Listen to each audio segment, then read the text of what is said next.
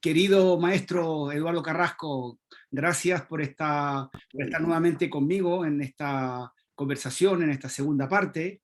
Y me gustaría esta vez hablar de los compositores y en particular de los talleres que se organizaron para la... Bueno, yo escuché equivocadamente hablar del taller 44, pero por lo visto era para los compositores, para los... eh, para los compositores ¿Sí? de música de concierto. Ya, Y por ahí pasaron Sergio Ortega, Luis Advi, Fernando García, muchísimo. Era como porque, ¿cómo se llama? Becerra tenía una especie de plan especial para la formación de músicos. O sea, digamos, no estaba, quería renovar la, la formación tradicional del, del conservatorio y fundó lo que se llamó este taller 44 para poner en práctica sus ideas respecto de la formación de los músicos. Y fue muy importante eso, porque ahí se formaron músicos de de mucha influencia posterior, ¿no? Y que incluso también influyeron en la música popular, que era un concepto de música mucho más amplio, mucho más, digamos, inclusivo que lo que habitualmente se enseñaba en los estudios de composición del conservatorio. ya. Y después eso ocurrió, no me acuerdo exactamente la fecha, pero tienes que verla, debe ser por ahí por el 62, 63, por ahí, a comienzos de los años 60. Eh, o sea, eso es muy anterior a la nueva canción y a todo lo que vino después en el terreno de la música popular. Mm. Lo que sí ocurrió a fines de los años 60 es la formación de, un, una escuela de música especialmente dedicada a los músicos populares. Y esa iniciativa nació en el conservatorio y el principal protagonista de eso era Sergio Ortega, aunque varios otros músicos participaron ahí, que eran profesores del conservatorio. Y eso se llamaba Escuela Vespertina de Música Popular, porque eran las tardes, a las 7, 8, eran las clases. Y bueno, ahí participaban, enseñaban, no se necesitaba tener estudios de música avanzados, como sí se necesitaba para entrar a estudiar eh, composición en el conservatorio, en la escuela formal, digamos, de música.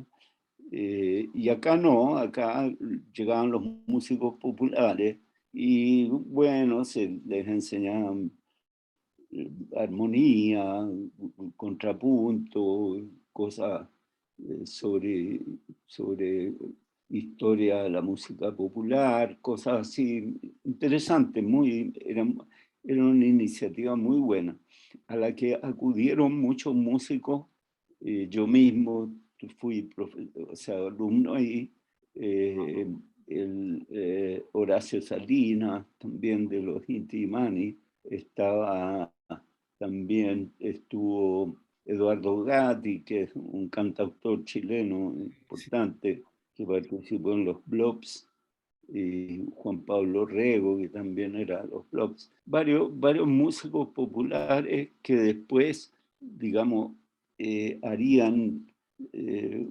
aportes importantes a la música popular nacional. Y eso es la escuela vespertina, ¿ya?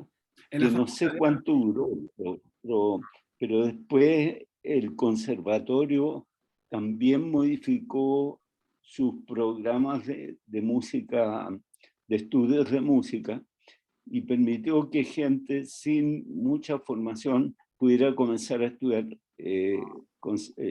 composición. Y entonces eso hizo que algunos de los que estábamos en la Escuela de Música Vespertina nos trasladáramos al conservatorio, a la Escuela de Música propiamente tal, digamos, a la carrera de composición, que cambió de sentido, se hizo mucho más accesible, y ahí entonces varios músicos que estaban en la vespertina se trasladaron al conservatorio. Y ahí estudié yo, por ejemplo, entre el 70 y el 73, cuando vino el golpe, estaba estudiando completando, digamos, mi formación como músico en el conservatorio mismo, ¿ya? Bueno, y eso se acabó debido al golpe militar. Fuimos exonerados varios, en fin, se acabó el asunto. Siguió, por supuesto, el conservatorio y siguieron los cursos y todo eso, pero mucha gente ya fue echada, y bueno, los que estábamos en el exilio no podíamos continuar. Eso Así fue que esa fue fue la determinante para la situación. población chilena, ¿no? Fue determinante. ¿Ah?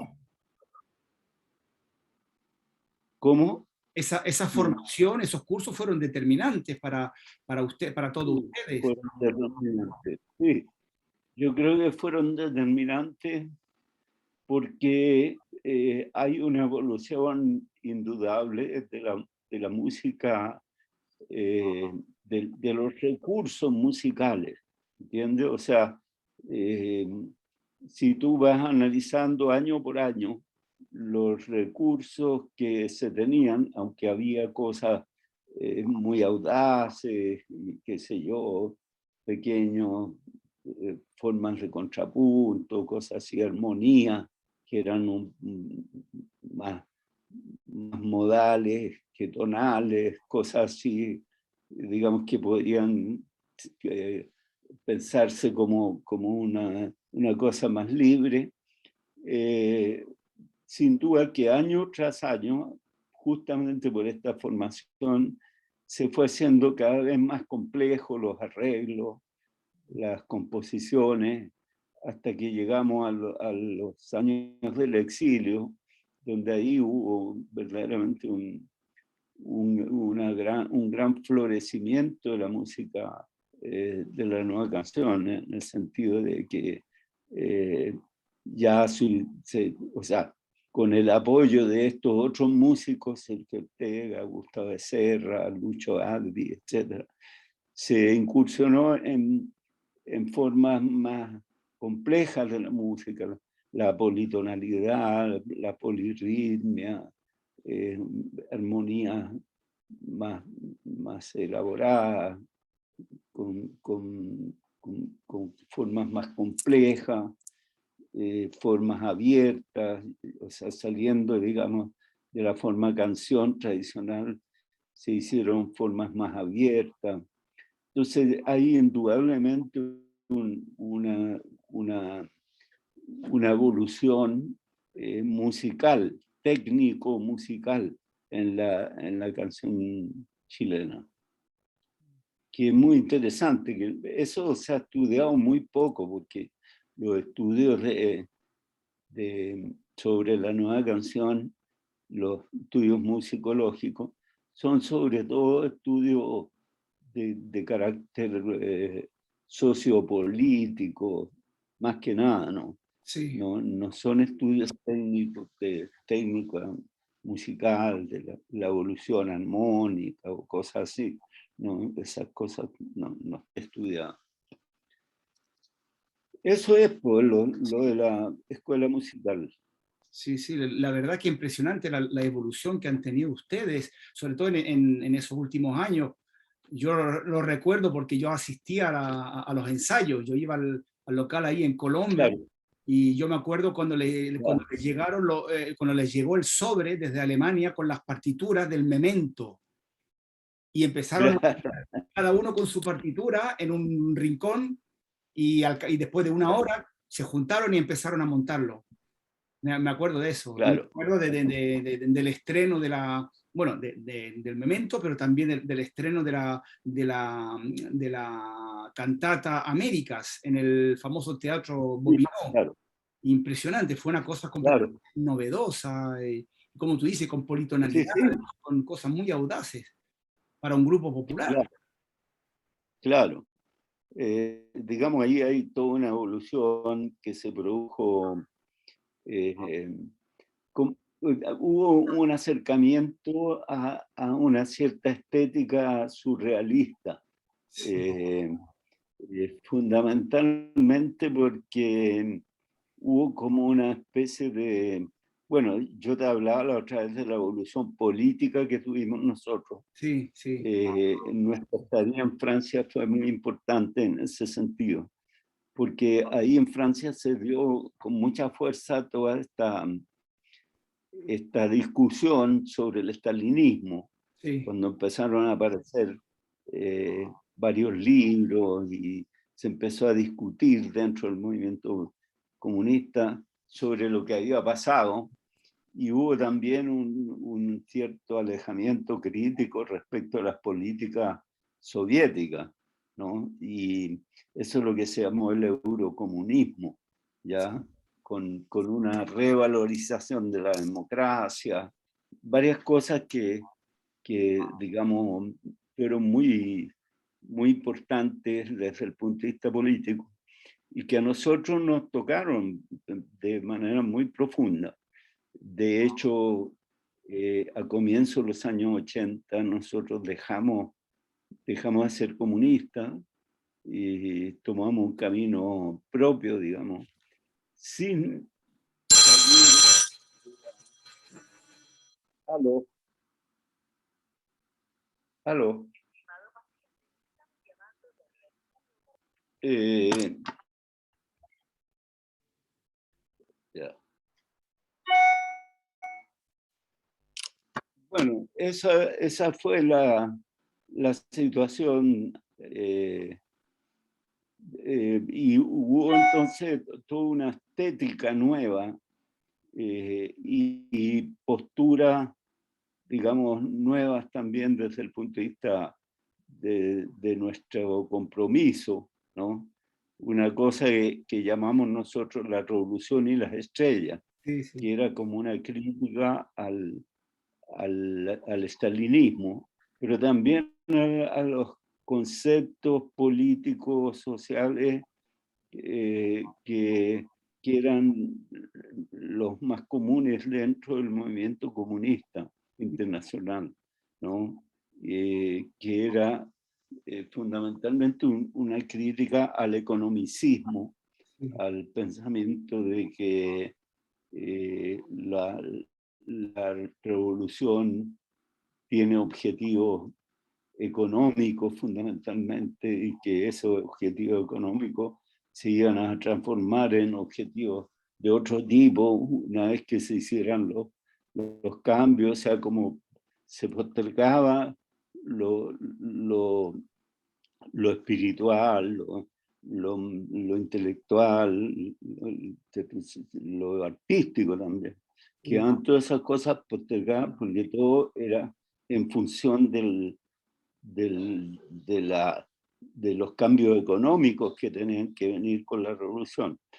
Y nosotros nos dimos cuenta que eso era equivocado y que en realidad los cambios económicos, si tienen algún sentido, es justamente en función de cambios más bien humanos, cambios espirituales, ¿entiendes? Cambios de vida, porque la gente no vive solamente de, de pan, como dice la Biblia, ¿no? Sí, sí. Sino que vive de cosas múltiples, de un Eduardo, sinfín de hay, cosas. hay un aspecto de la nueva canción chilena, y estamos hablando de esos temas estético, espiritual y artístico, siempre se habla de nueva canción, pero yo personalmente pienso que también fue una nueva música, un nuevo sonido. eh, Claro, y se hicieron muchas sí, sí, composiciones sin instrumentales. duda, Eso se habla poco. Tú compusiste un montón claro, de temas exactamente, instrumentales. Bueno, el más antiguo creo que es el canto del Cuculí, pero hiciste un montón claro, de piezas instrumentales y cada vez más complejas. Yo me acuerdo cuando también estaban ensayando y grabando la locomotora. Es impresionante ese tema de virtuosidad claro, con la zampoña, ¿no?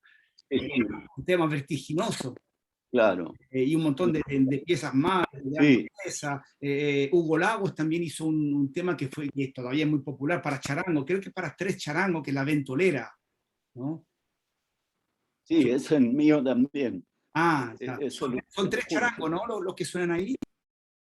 Eh, bueno, grabamos varios charangos, Ya, porque hicimos nuevas pistas con, digamos, haciendo trémolos y haciendo, sobre todo los trémolos tan doblados, porque lo que queríamos era dar una imagen así más compacta del sonido, sí. y eso es lo que se logró realmente. Eh, Sí, eso hoy día es un clásico de la, de la música de charango, digamos. Todos los grupos toman eso, que es muy bonito, las armonías. Eso nació de un, de unos, de un, ¿cómo se llama? Preludio que yo había escrito para el piano, ¿no? Eh, y de ahí nació la armonía de esa canción proviene de ese preludio. sí, Y sí. después con Hugo buscamos hacer ciertas melodías, cosas con el charango.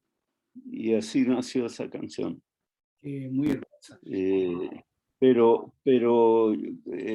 hubo cambios importantes en ese momento y tú me hablabas del Teatro Goinó y ahí, claro, habían, o sea, era toda una cosa donde se decían frases así como poéticas, Sí, breves frases como hay que enterrar a Stalin cada día, me o acuerdo. la lucha de clase de un deporte, Sí. o cosas que tú mismo participaste en eso. En el disco Eh, yo participé. y tu padre también También. participó, está grabado en el disco, Sí, se sí. escucha la voz de ustedes. Y bueno, eh, y estaba también, teníamos dos cosas divertidas que teníamos como escenografía, que en la platea del teatro sentamos a Pinochet y a su señora, Me unos acuerdo. monos vestidos así como militar y la señora, y los sentábamos en primera fila. Entonces la gente entraba y veía estos monos, era divertido. Sí, Y sí. después hacíamos juegos con cosas que se decían, divertidas. Hernán Gómez tiene mucho talento para actuar, entonces Sí. usábamos mucho eso. Y Willow también. Y, y también había un cuadro atrás, que es el famoso cuadro de- de- del Greco, el caballero con la mano en el pecho, que Eso. era como la imagen del caballero, de la caballerosidad, eh, más que la persona, es como la actitud, ¿entiendes tú? Del tipo en el que tú puedes confiar, ¿no? Sí, En sí, sí. cuya palabra puedes confiar porque un hombre, digamos, es un caballero, una persona que no te va a engañar ni te va a hacer jugarretas, sino que su palabra vale. Sí, sí. Y esa era como una imagen de lo que nosotros, de los valores nuevos que queríamos nosotros asentar, ¿no? Esa lealtad, digamos, en este caso, lealtad hacia nuestro pueblo, hacia la lucha contra Pinochet, hacia la democracia, etc. Bueno, ya había muchas cosas, muchos elementos así dentro del espectáculo. Entonces cambió mucho, no solo la técnica musical, sino que cambió el espíritu de los conciertos. Y incluso hubo el mensaje de la revolución y la estrella, comenzó a ser, digamos, protagónico en todo lo que hacemos nosotros, porque antes de eso teníamos como un discurso muy militante y quizás muy ingenuo, en el sentido de que entendíamos como que todo era al servicio de la revolución, todos teníamos que encauzar todo lo que hacíamos en función de los objetivos políticos y económicos. Y eso era equivocado, porque los objetivos no pueden ser solamente económicos, tienen que ser culturales. Sí, sí, sí. Y eso es lo que nosotros descubrimos, que había que poner como finalidad la cultura.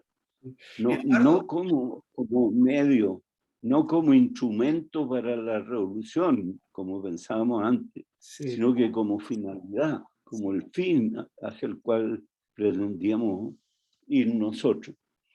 Bueno, y eso generó mucho lío, o sea, fue un factor complejo, porque los antiguos compañeros nos empezaron a tratar de traidores y de que habíamos abandonado la lucha y qué sé yo, cosa que no era cierto en absoluto, porque de hecho seguimos haciendo conciertos de solidaridad con Chile y seguimos nuestra lucha a nuestra manera. Esa era otra fórmula, digamos, otra dirección, pero no en absoluto, digamos, abandonamos lo que era verdaderamente principal para nosotros. Y en todo esto tuvo mucha importancia el encuentro con Mata, Sí, que también había vivido una, una evolución muy semejante y muy cercana. Claro, él había vivido otras cosas mucho antes, porque el movimiento surrealista fue un movimiento político-cultural de antes de la guerra. Entonces ya muchas de las cosas que nosotros estábamos descubriendo ya estaban ya hace mucho tiempo establecidas dentro de esas postulaciones. O sea, nosotros estábamos descubriendo la pólvora en cierto modo. Pero está bien, o sea, cada cual descubre la pólvora en el momento adecuado. Nosotros la descubrimos ahí. el cambio Entonces también fue fue muy estético en el importante. sentido en las carátulas de los discos también hubo un cambio de estética y acudieron a grandes pintores para hacer Bueno, las la portadas de los discos. estética, para nosotros siempre lo estético fue muy importante. Ya.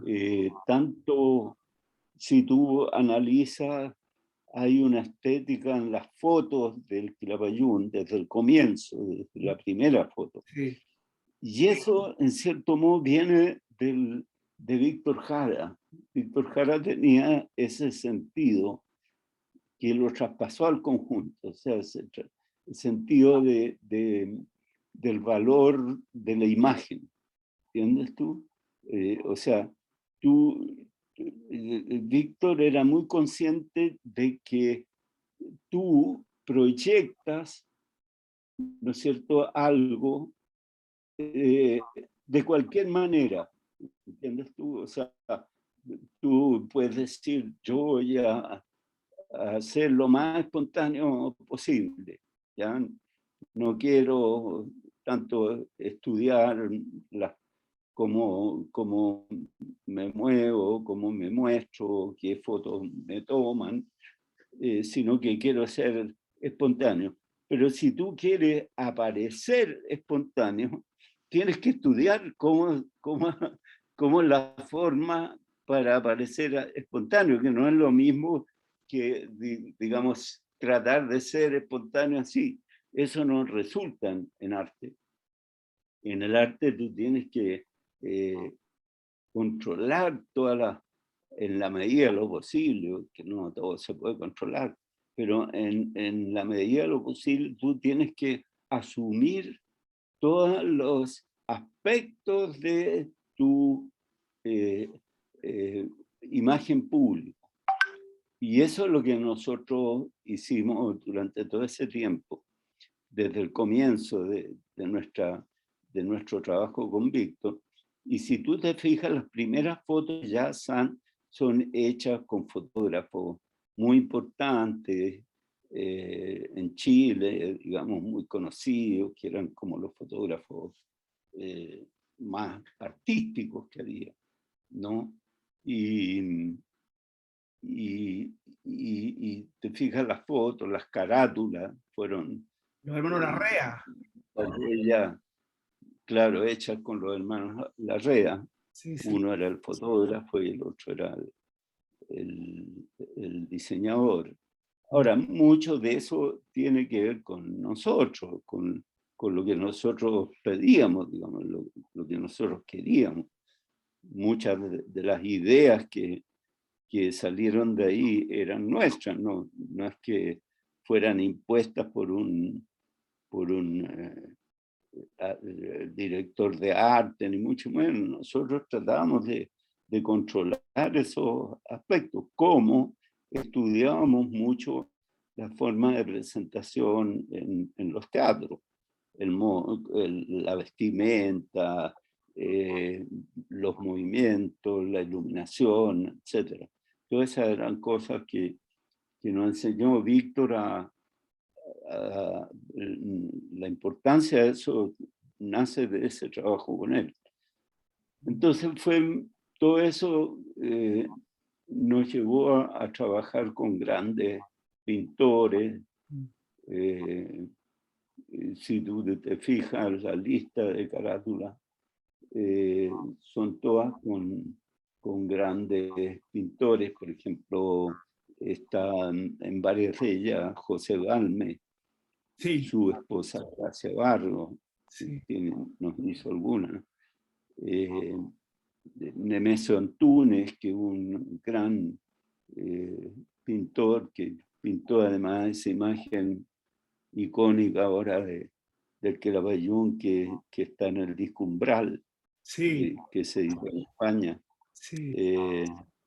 Y, y por supuesto Mata, Murúa, que es otro que hizo varias carátulas. Y en fin, eh, o sea, para mostrar lo que queríamos hacer, siempre recurrimos al arte, ¿no? O sea, como que hay una confianza en el arte. Eso es lo que tiene que aparecer en todos los aspectos, ¿no? O sea, tú no solo tienes que preocuparte de la música, sino que también del modo como te ven, como aprecian y se muestra lo que tú quieres hacer. Mm. Eh, y eso es por eso que trabajamos con grandes artistas, ¿no? Grandes artistas plásticos, Mm. que efectivamente hay ahí toda una colección de imágenes que son muy bellas, muy bien logradas, ¿no? Así que bueno, ahí ese es todo un aspecto. Eh, y también, bueno, nosotros hemos hecho espectáculos también muy bonitos. Los primeros fueron con Víctor Jara, un gran, digamos, donde había hasta formas de coreografía que eran muy estudiadas, que llamaban mucho la atención cuando la gente veía el conjunto, inmediatamente hacía la diferencia, porque eso no lo usaba nadie, sino nosotros. Después nosotros le trasladamos esa fórmula al Inti Illimani, que era, en cierto modo, nuestros amigos, siempre han estado cerca. Y también hubo a su manera, digamos, por su lado, respetando siempre las particularidades, una dirección en ese sentido. Ahora, nosotros lo que hemos hecho es hemos incorporado muchos elementos teatrales que son muy importantes. Hicimos varios, por ejemplo, hicimos un espectáculo que se llama Tralalí, Tralala. Hicimos el espectáculo Darle al otoño un golpe de ventana, en el Bovino, Sí. La revolución y las estrellas, en fin, varios espectáculos donde tú tenías actuación, o sea, pequeños sketches entre las canciones, el parlamento, digamos, cosas que digamos, lenguaje con el cual nos dirigíamos al público, que todo eso estaba estudiado, todo eso estaba escrito y aprendido y bien utilizado. Me acuerdo, Eduardo, yo me Había acuerdo de cuando presentaban el Vals de Colombe. Había un pequeño poema claro, que mezclaba los paisajes franceses y los ríos claro, medio exacto, con los ríos chilenos exacto. y sudamericanos. Sí, Y bueno, el sí, poema, como sabemos, es tipo una de cosas, composición tuya para zampoñas, pero imitando al organismo claro, francés. Un agradecimiento a la ciudad de Colombe, donde ustedes fueron recibidos. claro, exactamente, claro. Bueno, eso es más o menos. Ahora tú me querías que yo te hablara de España. Sí, España ha sido porque importante resulta para que nosotros. ustedes han interpretado mucho repertorio español. Yo creo que son prácticamente los únicos de la nueva canción chilena en haber interpretado, No, los Parras también un poquito, pero ustedes interpretaron el no, folclore no, español, la mira, poesía. está este tipo, ¿cómo se llama? Que hizo un disco de canciones de la Rolando Revolución Alarcón, Española. sí, Rolando Alarcón, cierto. Rolando, sí, Rolando, Rolando Alarcón, sí. los Inti Illimani también participaron en eso, ¿Ya? y nosotros. Ahora, nosotros fuimos los primeros, y esto es una historia interesante, porque nosotros había en Chile una especie de mini colonia española que estaba formada por los españoles que llegaron en el Winnipeg, que el Winnipeg es el barco ese que rentó Neruda para traer españoles que estaban en los campos de concentración en Francia, y traerlo a Chile como inmigrante. Sí, como Y, refugiado. y bueno, llegaron muchísimos, miles, no sé cuántos. Y eso hizo que se formara esta pequeña colonia y con personalidad, bueno, de hecho, ¿cómo se llama? José Balmes llegó ahí en ese barco, siendo un niñito pequeño, ¿no? Después, bueno, creció en Chile y todo, pero él es de origen catalán. Y, y ¿cómo se llama? Y estos españoles hacían una fiesta todos los años, hacían una comida, ¿ya? Se juntaban en un restaurante popular, ¿sí? Y, y, y nos invitaban a nosotros a cantar, ¿ya? Les gustaban las canciones que nosotros hacíamos. Entonces, bueno, nosotros como retribución de esto, se nos ocurrió, como siempre, todos los años en que había esta fiesta, este grupo de gente nos invitaba. A nosotros se nos ocurrió cantarles canciones de ellos, ¿no?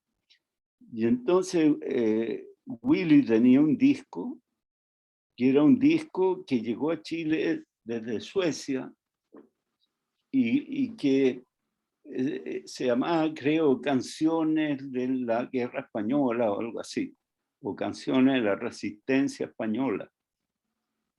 Y eran canciones cantadas por un señor, digamos, del cual no teníamos idea del nombre ni nada, porque habían sido grabadas en la clandestinidad. Y el disco se había difundido así, ¿no? Y aparecían estas canciones como canciones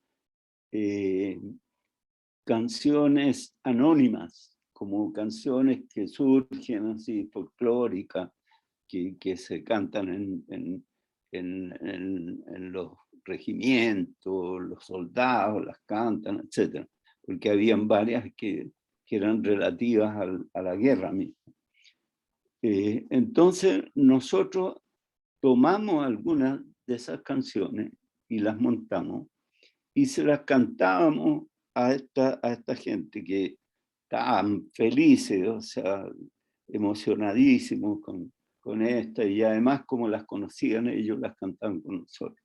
Entonces, este vínculo con los españoles del Winnipeg se mantuvo durante mucho tiempo y como esas canciones tenían sentido también para nosotros, empezamos a cantarlas en nuestros conciertos y con gran éxito la gente, o sea, La hierba de los caminos, Dicen que mi patria es, en fin, el tururururú que cantamos con Víctor primero, con la letra más digamos, folclórica, y que después nosotros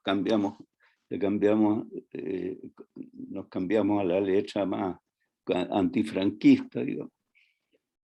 Y bueno, y ya empezamos a incluir esas canciones en el repertorio nuestro, sin saber quién era la persona que las había hecho. Tanto es así que cuando fuimos a España, ya pudimos entrar y cantamos algunas de estas canciones.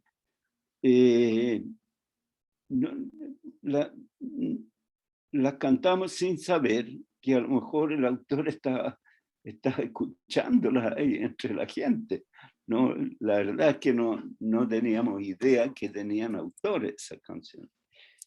Y solo mucho tiempo después, o sea, te digo, hace ¿cuánto? Unos 5 años, no más, nos enteramos gracias a una persona que me contactó que era un gran admirador y seguidor de Sánchez Ferlosio, y que nos contactó a través de Facebook o de alguna de estas redes, y empezamos a tener como una especie de contacto con él, y nos empezó a contar toda la historia de Sánchez Ferlosio. Nos mandó unas películas que se habían hecho, documentales, etc. Y ahí conocimos a Sánchez Ferlosio, ¿no? A Chicho Sánchez Ferlosio. Personaje que nos cautivó inmediatamente, porque por una parte a mí me emocionó mucho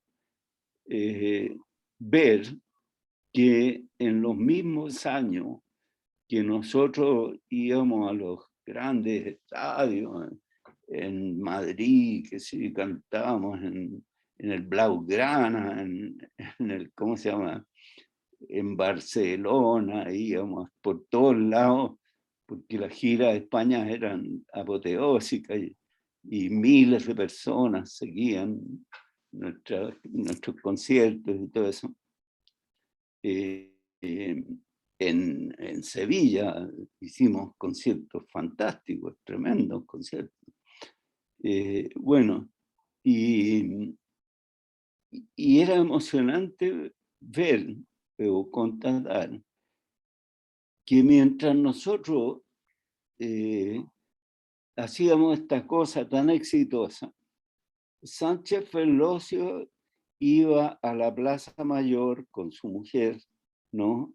A la Plaza Mayor de Madrid, y cantaba y después pasaba el sombrero y vivía de eso. O sea, en el mismo momento en que si nosotros lo hubiéramos conocido, lo habríamos invitado inmediatamente a cantar con nosotros, qué sé yo, habríamos hecho algo, porque o sea, habría sido inverosímil para nosotros, digamos, a este tipo que había hecho estas canciones que además con las que habíamos tenido tanto éxito en Chile, en América Latina, en todas partes.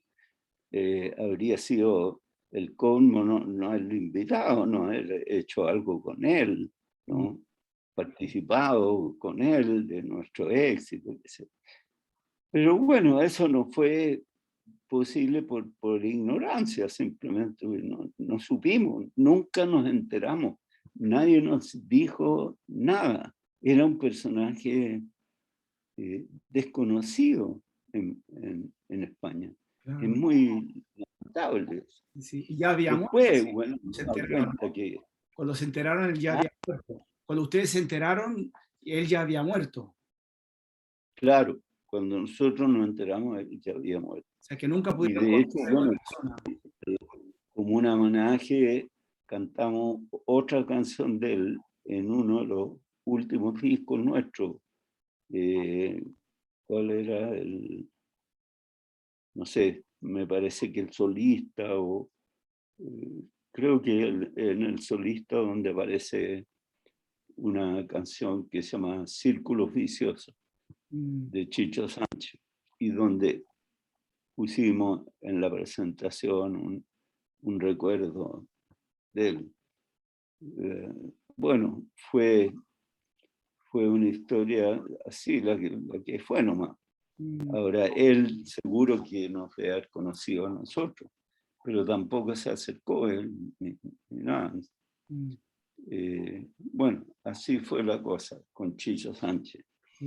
El otro día me hablaste de Paco Ramírez, un gran amigo español que hizo mucho por la... Claro, Paco, sí, un gran amigo. Fue muy importante en la historia del Quilapayún, porque, bueno, como te decía, la historia de Paco, la historia nuestra con Paco fue muy larga, porque empezó cuando nosotros estábamos en Francia, en los días del golpe militar. Estábamos todos alojados en la casa de una persona que ni siquiera conocíamos, pero bueno, como se habían organizado.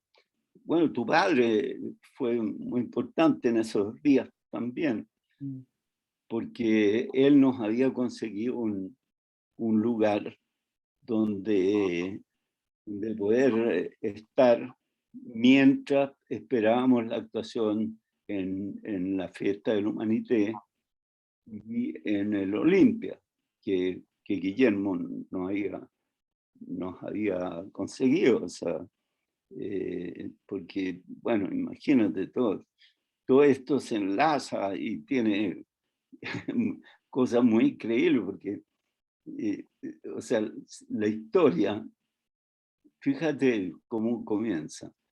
La historia comienza, creo que tu padre estuvo en la escuela naval, ¿o no?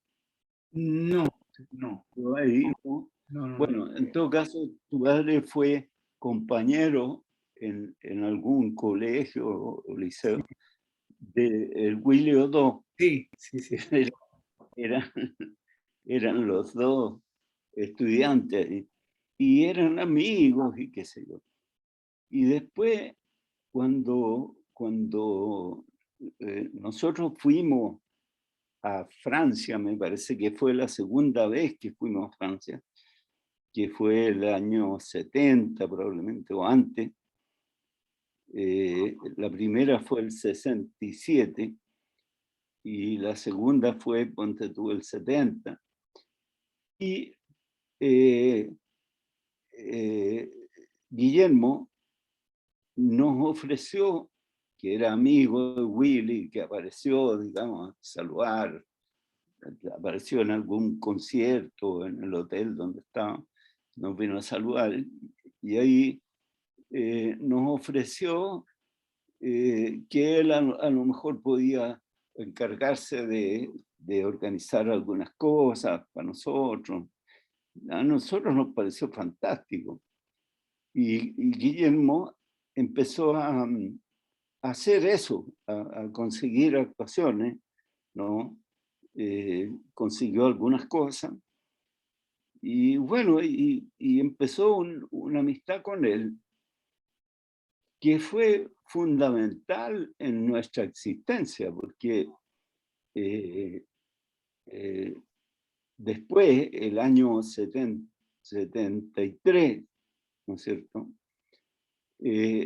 Nosotros le habíamos dicho a Guillermo que nos interesaba mucho actuar en el Olimpia, que por qué no veía la manera de conseguir alguna cosa ahí.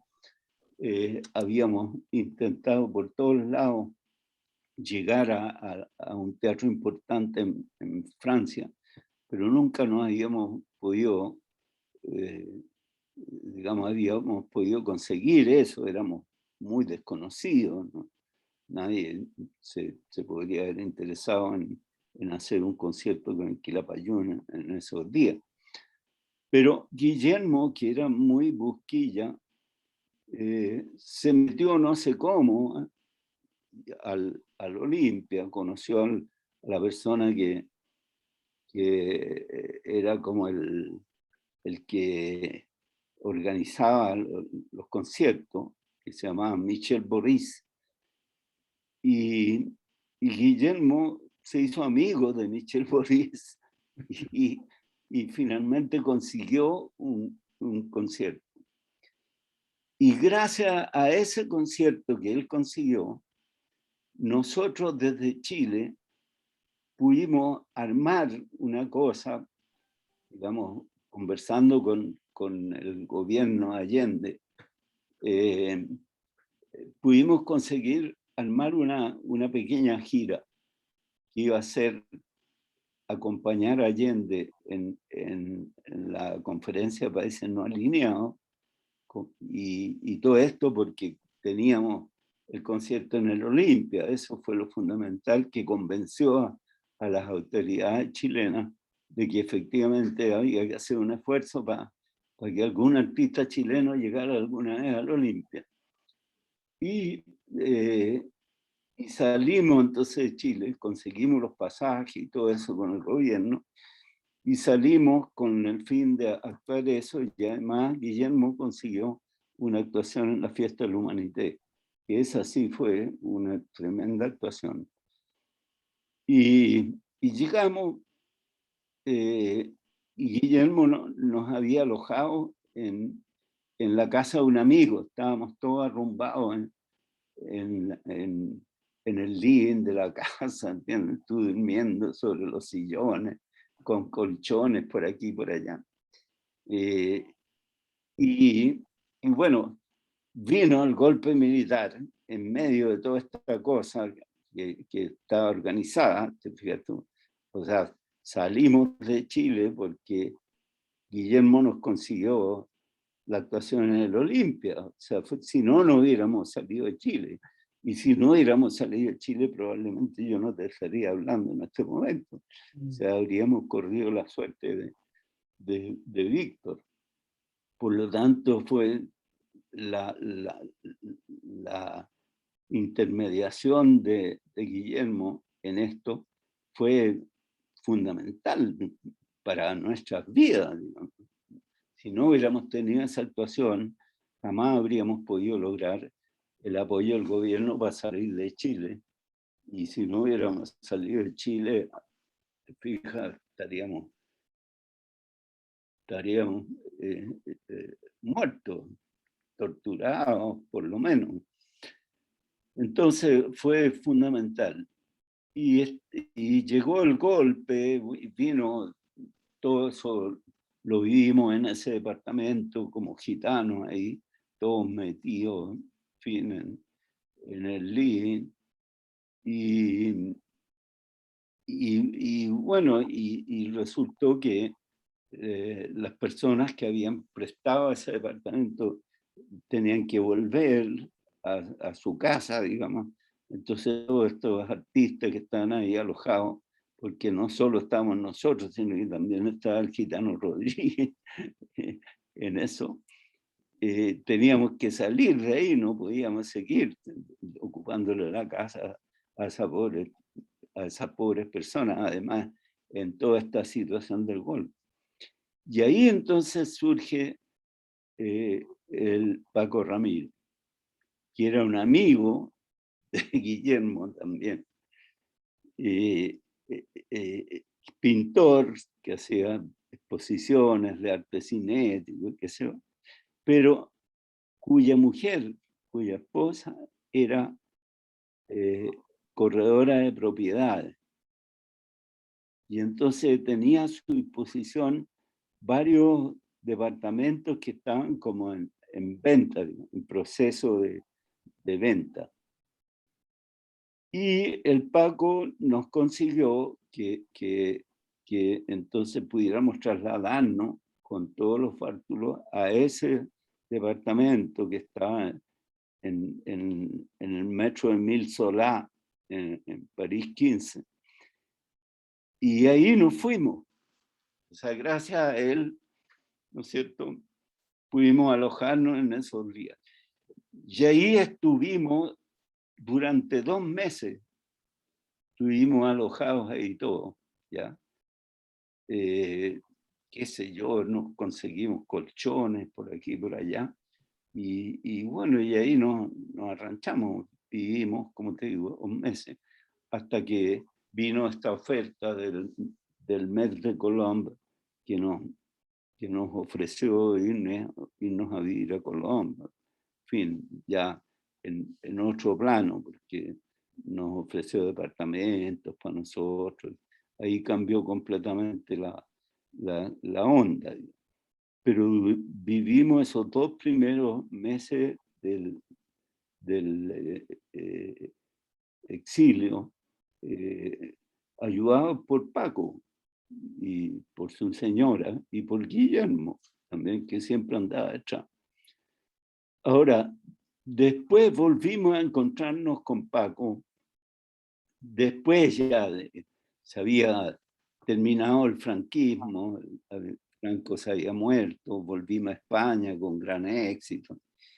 Y Paco se había instalado en su tierra de origen, digamos, que era Granada, y ahí era amigo de todo el mundo, y qué sé yo, y él también era muy, muy simpático, entrador de estas personas tan importantes que han sido para nosotros, digamos, como colaboradores nuestros, así generosamente, porque no era su profesión, como Guillermo también lo mismo. Y bueno, y el Paco, que amaba Quilapayún y para él era lo máximo, entonces se dio como tarea fundamental conseguir actuaciones, hacer giras, y empezamos a hacer muchas giras por Andalucía, ¿no?, organizadas por él, ¿no? Él tenía una casa en las Colinas Bermejas, en Granada, fuera de Granada, y ahí llegábamos todos, esa casa, que era una casa preciosa con piscina y qué sé yo. Nos instalábamos como de vacaciones y nos poníamos a actuar en todos los festivales de flamenco que había en ese momento, en el verano de España, digamos. Y bueno, cantábamos de un lado a otro, íbamos, nos movíamos mucho, pero siempre dentro de la zona de Granada, digamos.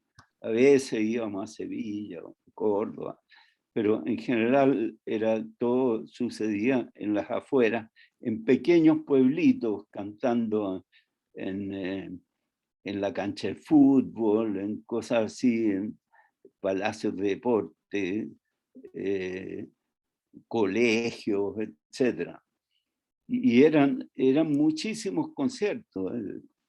Andábamos, qué sé yo, 15 días, 20 días, dando vueltas por los alrededores de Granada, cantando la cantata Santa María, con mucho cariño de parte de la gente, ¿no? Y eso era obra ¿cómo se llama?, de Paco Ramírez, que además nos invitó a la inauguración del monumento de García Lorca en Fuente Vaquero, ¿no? Y ahí inauguramos una calle Pablo Neruda, cantamos en ese homenaje, fuimos varias veces a homenajes que se le hicieron a García Lorca. Estaba como que se ligó mucho hubo un vínculo profundo así, entre las canciones nuestras, García Lorca, cantamos cosas de García Lorca, empezamos a hacer el memento que le pedimos a Gustavo, El Niño Mudo también, que fue una canción que hizo Patricio Wang, ¿no? Muy bonita, una canción infantil. O sea que hubo mucha presencia nuestra en Andalucía y en España en general, ¿eh? Pero en Andalucía gracias a Paco Ramírez. Entonces fue muy importante en toda nuestra presencia en España, ¿no? Y él se encargaba de todo, en fin, actuaba como si fuera un manager del Quilapayún, ¿no? Y muy cariñoso, porque nos alojaba en su casa, nos llevaba a los festivales, íbamos todos juntos. Era toda una aventura todos esos viajes. Y todo en medio de un ambiente así muy andaluz, con muchos chistes, mucha fiesta. Así que son momentos para nosotros inolvidables. Así que así son las cosas. Para que vean cómo le cuento. Ahora, en España nosotros siempre tuvimos un lazo muy especial. O sea, con todos los... Mira, te diría que tenemos historia con cada una de las regiones más importantes de España. Con el País Vasco, sin duda. También hacemos giras tremendas con el País Vasco. Ya, por ejemplo, había como siempre llegábamos en un bus por Irún, por la frontera francesa, para pasar a San Sebastián y qué sé yo. Y se organizaban giras completas ¿cómo se llama?, al País Vasco. Y eran tantas las veces que íbamos que en El Paso, la frontera, justo detrás después de la frontera, había una especie de hotel donde nos alojábamos siempre al pasar y donde la señora que era la dueña del hotel nos esperaba con arroz con leche. Arroz con leche. O sea, no, la llamábamos, le pedíamos que nos alojara, que se nos reservara y que nos preparara arroz con leche. Así que la señora nos recibía con ese arroz maravilloso que hacen. Ya era una tradición para nosotros. El arroz con leche en el Paso fronterizo de Francia a España. Y ahí hacíamos conciertos muy lindos en Bilbao, todos lados. Bueno, y en Cataluña también, otro cuento. Cataluña fue como la puerta de entrada. Cuando entramos, todavía estaba Franco en el poder. Hicimos ese concierto memorable que se recuerda, pero como un hecho histórico, en el Palau Blaugrana, donde hicimos 2 conciertos seguidos en medio de la situación del franquismo, con los militares dentro del estadio, la policía, qué sé yo, no, cosa increíble. Y eso fue tan importante que hace algunos meses atrás recibimos un reconocimiento de parte del alcalde de Barcelona, que nos invitó a un acto donde hubo discursos. Muy bonito eso. Grandes amigos también tenemos ahí en Barcelona. Y en todas esas zonas, porque siempre se trataba de instalarse. Cuando tú llegábamos, dábamos unos conciertos en Barcelona, pero después nos quedábamos varios días dando vueltas cantando por pequeños pueblitos. Entonces nuestro lazo con España es muy profundo. No solo es la cosa grande del gran concierto en el centro de la ciudad, sino que también conciertos muy pequeños por aquí y por allá, pero muy cariñosos todo el mundo. Hay un lazo muy profundo del Quilapayún con España. Voilà. Qué lindo, linda historia. Eduardo, te agradezco nuevamente por todos esos testimonios, esos recuerdos y toda esa información. ¿Eh? Muchas gracias por Claro. todo. Tú sabes que yo soy de cierta manera un hijo del Quilapayún. Yo me hice músico con ustedes. Bueno, yo lo he dicho al comienzo, en la primera parte de ese encuentro, ¿no? Que tú eres uno de los principales culpables de que yo sea músico hoy. Y fuiste mi primer profesor de teoría musical y tú fuiste una de las personas que más me apoyó en eso. Yo lo he recordado y lo vuelvo a recordar ahí. Así que, bueno, yo quería hablar de los temas instrumentales, porque esos temas instrumentales para mí fue el nexo entre la música popular y la música clásica. Yo logré entrar a la música clásica, incluso entender la música contemporánea a través de esas composiciones que hacían ustedes, que era como un nexo, era... Sí, bueno, yo siempre he pensado que la música popular es como,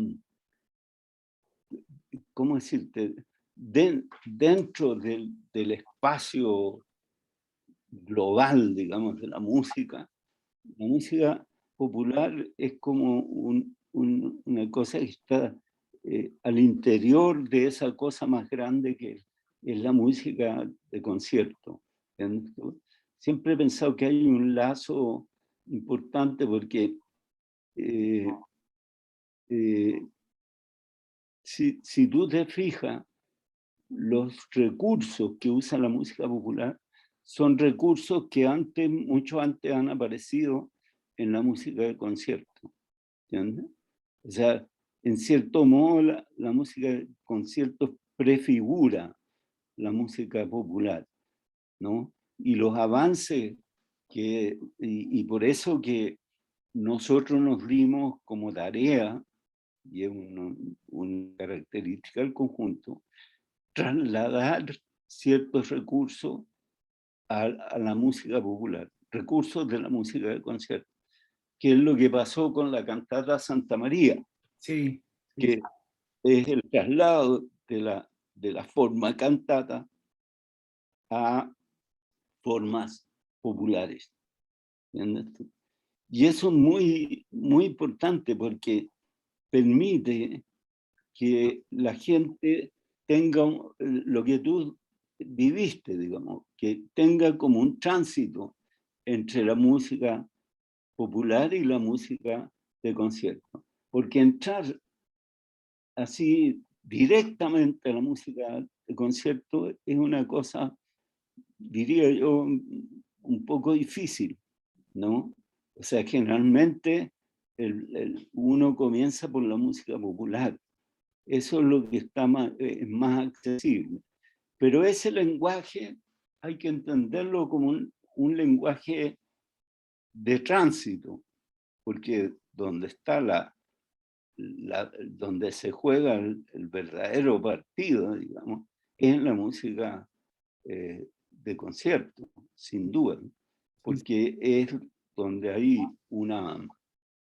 donde las formas son libres, donde hay un ejercicio de la creatividad mucho más libre, ¿no?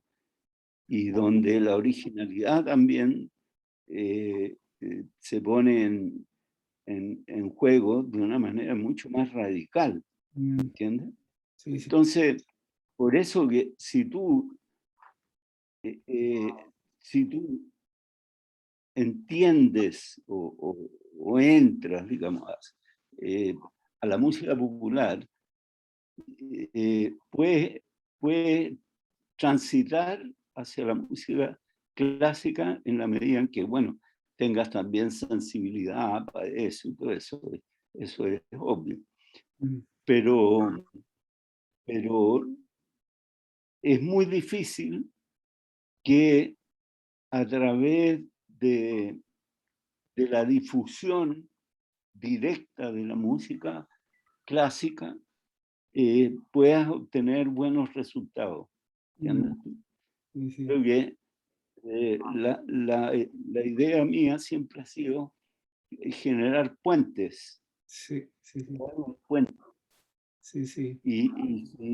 Por ejemplo, eh, la gente, un puente puede ser el Quilapayún mismo, en la medida en que el Quilapayún canta algo con una armonía compleja a un público que es un público que no escucha normalmente ese tipo de armonía. Mm, Pero como se trata del Quilapayún, sí claro, lo escucha. exacto, Y exacto. ahí aprende algo que después puede fácilmente entender en la música clásica. Entonces, hay una idea como de puente ahí, Sí. Eso es lo de que me pasó a puente. mí. Eso lo que me pasó a mí. Yo la base musical que yo tuve con ustedes, con el Quilapayún, contigo, me permitió entrar en la música clásica y hacer carrera como concertista de guitarra y poder interpretar todos los estilos y entender la música contemporánea y poder trabajar después con Gustavo Becerra, como tú ya sabes, poder tocar e interpretar sus composiciones para guitarra, después trabajar con un compositor como Leo Brauer.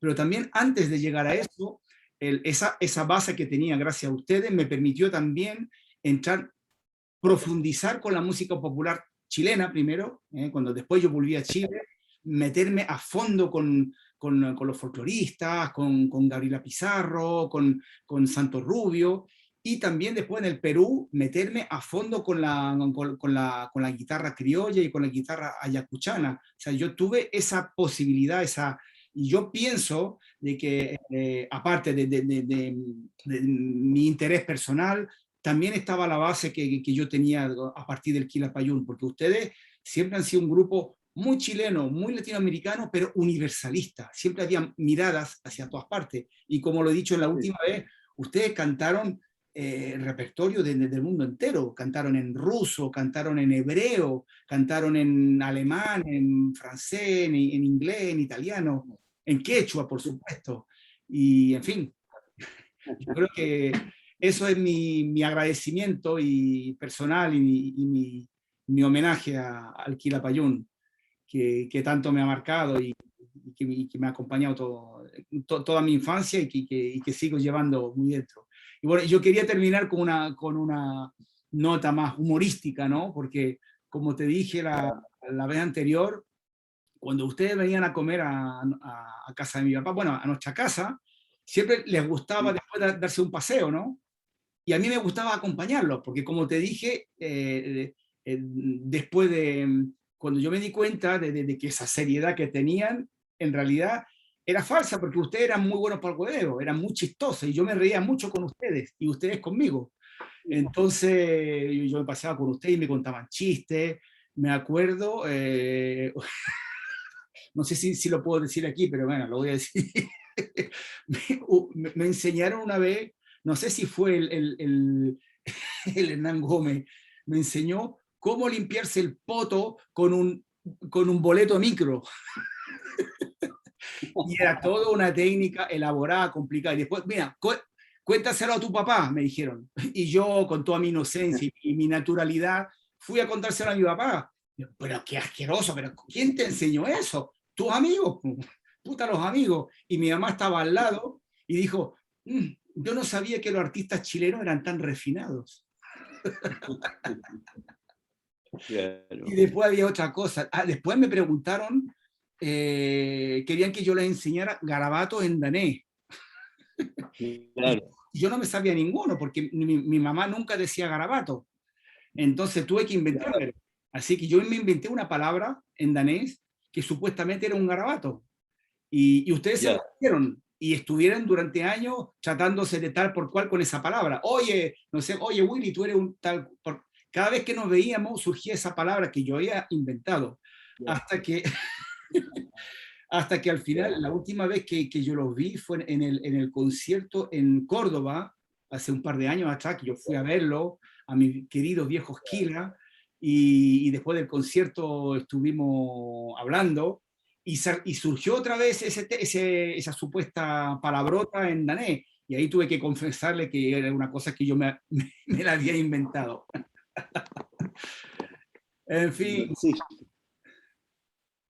querido Eduardo, yo te doy las gracias por todo eso y bueno, desde aquí te mando un gran abrazo y espero que nos veamos pronto en mi próximo viaje a Chile. Ojalá.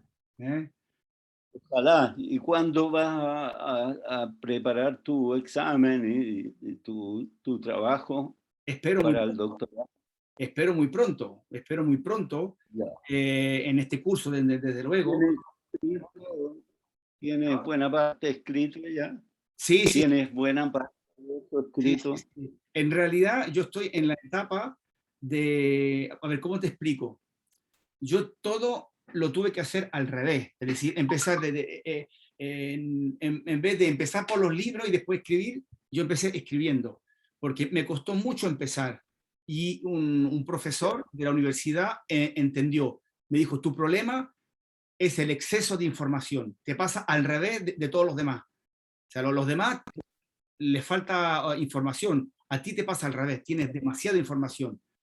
Entonces, Claro. escribe nomás y de ahí después busca las cosas en los libros. Y las cosas que no están en los libros, bueno, ahí están las entrevistas. Por eso acudo a todos ustedes ahora para hacer entrevistas, porque he tenido que, yo en realidad, todo lo que yo escribí me basé en mis recuerdos personales, en mis vivencias personales. Y también un poquito Ya. he querido dar mi punto de vista, como te dije, una visión más artística, más musical, ¿sabes?